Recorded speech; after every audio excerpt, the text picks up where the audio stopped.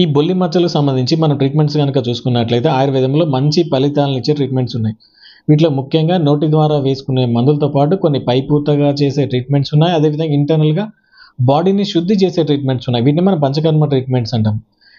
ఈ external treatments కనుక చూసుకున్నట్లయితే కొన్ని పైపూతగా ఆయిల్స్ రూపంలో, క్రీమ్స్ రూపంలో, పౌడర్ రూపంలో అప్లై చేసి సూర్యరశ్మి తగిలేలా ఒక టైం వరకు ఉంచుకోమని మనం సజెస్ట్ చేయడం అని జరుగుతుంది. దానివల్ల మెలనోసైట్స్ అనేవి ఏవైతే ఉంటాయో అవి స్టిమ్యులేట్ అయ్యి మెలనిన్ ఉత్పత్తి చేసేలా ఈ ట్రీట్మెంట్స్ హెల్ప్ అవుతుంది. అదేవిధంగా ఇంటర్నల్ ట్రీట్మెంట్స్ కనుక చూసుకున్నట్లయితే వీటిలో ముఖ్యంగా వమన ట్రీట్మెంట్ అని, విరేచన ట్రీట్మెంట్ అని, రక్తమోక్షణ ట్రీట్మెంట్ అని ఉంటాయి.